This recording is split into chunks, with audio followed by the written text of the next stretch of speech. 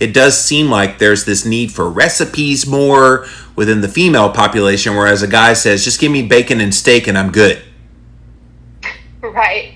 Yeah, I think it also comes down to just our nature as women, right? We love to that's like how we nurture, like we make meals, like that's kind of, a lot of women, that's our love language, cooking. Like I'm really like that too.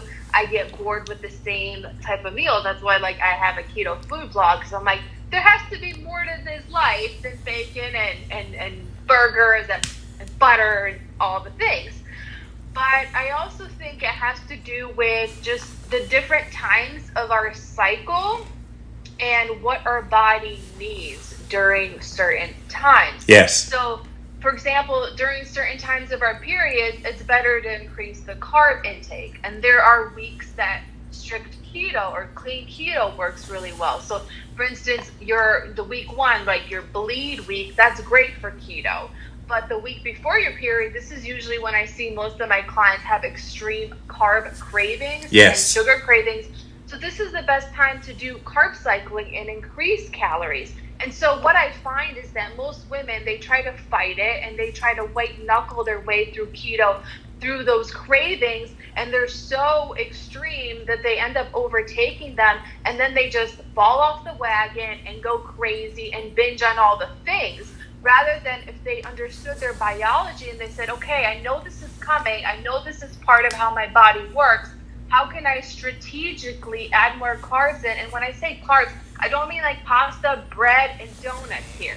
I'm talking about the good carbs, right? I'm talking about the sweet potatoes, any steel cut oats, the starchier vegetables, things like that, to feed that beast, so to speak, so that your cravings don't overtake you, but you're still on plan, right? And your body's able to utilize those carbs that week and burn more calories that week. That way you're not completely derailing yourself. That's a big problem with women. They completely, like their period just hits them like a freight train and they go crazy and then they spiral out of control and then they're like, okay, I'll start again on Monday. And it's that vicious cycle of dieting that comes every single month for women.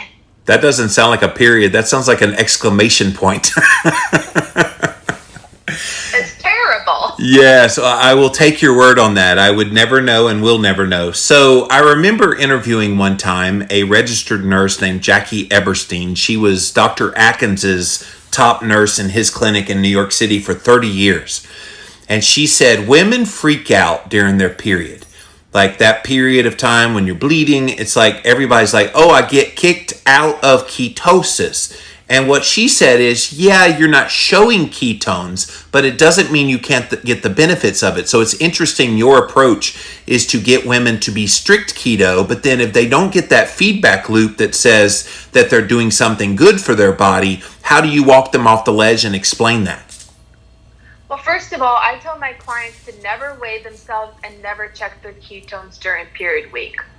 Okay, good. That is just like a recipe, like just, it's so stressful already. You're already not in a good mood. You're PMSing, you're bloated, you're all the things. Like the last thing you want to do is step on the scale and see all that water weight.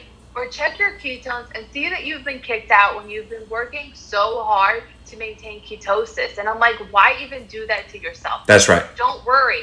Like your body will jump right back into ketosis, when your period is over. And then it's also another thing of like being so obsessed with ketosis and that number. It's like, it's not an all or nothing. I don't believe that we have to be in nutritional ketosis 100% of the time, especially as women. So it's like being able to realize that like, it's okay. You're going to be in and out, but as long as you're maintaining that way of eating, of avoiding refined, processed, ultra-processed carbs and sugar, I think you're doing amazing in my book, all right? And so all of those nuances of being in ketosis and being out of ketosis, I think that if we obsess too much out of that, then we're missing the big picture. And the big picture here is to heal our bodies and improve our health, not maintain nutritional ketosis, because I will tell you, I have gained weight on nutritional ketosis. Yes. I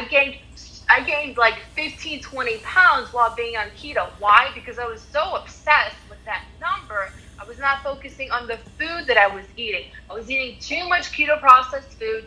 Back when I started in 2015, there was no resources. The only thing that I had available was Jimmy Moore and the Doc. Yeah. Your podcast. That's where I learned all the things about keto. There wasn't all these keto snacks and keto this and keto that. And then when I started my blog, all these companies would send me all these things to try. And I'm like, oh, yeah, that looks good. Oh, that looks good. I found myself 15 pounds overweight because I was not paying attention to my food quality. And that is when I switched over to a clean keto approach. That's what I teach my clients, because I find that most women, they start keto, right? They're really excited. They go to Dr. Google, find all the things that are keto. They run to the grocery store, see the keto section, and just throw everything in the cart. And then they eat the keto food, and then they're not losing weight. And they're like, but I'm eating keto, but I'm doing keto, right? And so I think that we need to, it's important. Nutritional ketosis is great, and it's great to know that you're doing the diet right. But obsessing over that and obsessing over those numbers is not beneficial to long-term sustainability for overall health. Woo-wee! You're bringing it early and often, girl. I love it. I love it. So we're going to reset the room, you guys. It is Keto for the Soul. Go click on that greenhouse at the top. Definitely join, subscribe. Lots of wonderful moderators in other rooms here today. Appreciate you all watching today. I've got my friend Lesha here today. She's a keto nutrition, holistic nutrition specialist. You love the real food aspect of keto, and I want to dig into that here in a second. But what's your blog name? So my keto blog is called Eat, Be Fit, Explore. And then my membership site is BSB Tribe. Yes, BSB Tribe. Go look that up, you guys. But the Eat, Be Fit, Explore. I remember the first time I saw your username on Instagram, I was like, Eat, Be Fit. Yeah, I had to work it a little bit. Yeah, I used to be Keto Fit Mom Life back in the day. Yes. When I started it. I was like, but I want to be more than keto, because we talked about this yesterday, but I love keto, but I think there's more to health than keto. And so I wanted to approach it in a more holistic way. So and those of us that have been in this a long time, there's only so many ways you can tell people keep your carbs low and eat real food. That's the crux of what we're teaching, and I've talked for 17 years. It's you do want to talk about more things than just that. Yes, absolutely. So guys, if you want to ask a question, go ahead and raise your hand. I have been trying to bring up Nan, but it says you're not available, but your hand's up, so I don't know why it's not bringing you up. But raise your hand, you guys. Click on that little hand at the bottom, and it will bring you, or will bring you up here so you can ask your question live. But let's get back into why you're such a real food advocate, and is this something that would benefit more women than not? Well, I think that after reading hundreds and hundreds of books on nutrition and health and my own experience and going through, I studied to be a dietitian, and just what I see overall in general is that you cannot go wrong when you focus on real whole foods. And sadly, the reason why we are so addicted to things like sugar and ultra-processed carbohydrates and refined foods is because these manufacturers have literally created them to make them addicting. Yeah. So when you look at all those things on the shelf, there's this book I read, it's called The End of Overeating, and it talks all about, this guy interviews these scientists that literally work for these restaurant chains and these food companies, and how they create and design food to be addicting for us. Yes. So thinking about, I personally do not want to be their lab rat. I don't want my kids to be their lab rats, right? Yes. And being stuck in that where you're addicted to that, and the more you eat it, the more you want it. That's why I decided to completely quit sugar last year, because I was completely addicted to sugar, Jimmy. It was insane.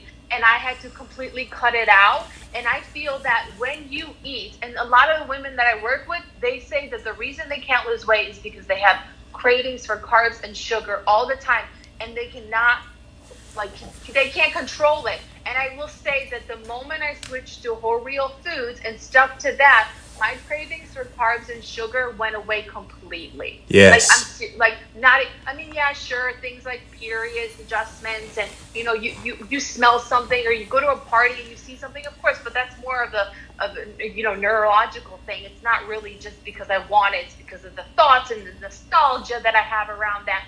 But overall, in general, day in and day out, my cravings are gone. And I think that if you stick to that, when you know exactly what's in the food, right? You know where it came from. You know where it was made, right? By nature, not by man. And even the labels, like FDA doesn't regulate certain nutritional supplements or protein bars and stuff like that. So you really don't know really what's in there. And I want to know what's going into my body, especially when it comes to controlling hormones, regulating hormones, balancing the gut. All of those substances are completely destroying our microbiomes and destroying our hormones. And then it leads to cancers, and it leads to all kinds of diseases, heart disease, cardiovascular disease, all the things. There's so many reasons. It's just so simple to just stick to foods that are closest to nature. Hear, hear. By the way, that book, The End of Overeating, I interviewed that guy on the Livin' La Vida Low Carb show many years ago now when that book came out. Dr. David Kessler is his name. He used to be the FDA commissioner. So he kind of was a whistleblower once he was no longer the FDA commissioner. And it goes to what you were just saying, that they know what they're promoting and putting on these labels is so bogus, and it's meant to deceive the consumer, not to promote health. So even the so-called keto products out there, you guys, I was in a grocery store the other day, Lesia, and there was some keto wrap. And I'm always curious when I see keto on a product, and I pick it up, and the very first ingredient is enriched whole wheat flour. I'm like, how the hell do you call that keto? Right. I know. And the problem is that people that are beginning, they don't know how to read labels, right? They just see keto on the front, and they put it in their cart and like, is this keto? This has to be keto. We just trust manufacturers too much. And yeah, that book like completely revealed to me, it was such an eye opener, and I'm like, I'm not falling for that. No way. I'm done. Yes. Yes. So any other uniqueness to women when it comes to the ketogenic diet? Definitely focusing on real food, definitely being mindful of your period the week before, having the carbohydrate, and then the week that you're bleeding, having the strict keto. Are there other kind of common themes that you see amongst your clientele? Yeah, so when it comes to the hormone situation, I always recommend that, and I go in detail in my program about every hormone and how to eat and how to do keto. But a few things that I do want to mention here is if you have PCOS or extra testosterone or estrogen, dairy is probably not the best idea or the best way for you to do keto until you reverse or heal that. So for those type of women, I really recommend that they avoid dairy if all possible. And I always preach clean keto, and I think that like people think that like I'm like a cheese hater because I'm always like dairy, clean keto, dairy free. I love cheese. I mean, I can live off of like cheese, wine, and chocolate for the rest of my life. However, what the research has shown is that when it comes to specific hormone issues or gut issues for that matter, dairy is not the best option. So if you have PCOS or extra or too much testosterone or estrogen, I would recommend that you limit your dairy intake. With estrogen.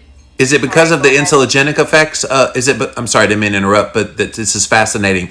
Is it because dairy is insulogenic, which then impacts those other hormones? Yes, that, and because of the way the dairy is made nowadays. Like 50 years ago, I probably wouldn't say this, but the way that dairy is made now, most of it is very laden with hormones. Yes. And so if you already have hormonal issues, you're eating the dairy, now you're consuming even more hormones. It's very difficult then to reverse that PCOS or lower that testosterone. Unless you find raw dairy, right? Yeah. Now, unless you're eating raw dairy, which I will say that most people don't, because it's really expensive and it's hard to find. Yeah, I live in South Carolina, so it's legal here in South Carolina. So yeah, I've got a store literally a mile from my house, a little country store, and they got raw milk and raw cream and raw cheese. It's wonderful.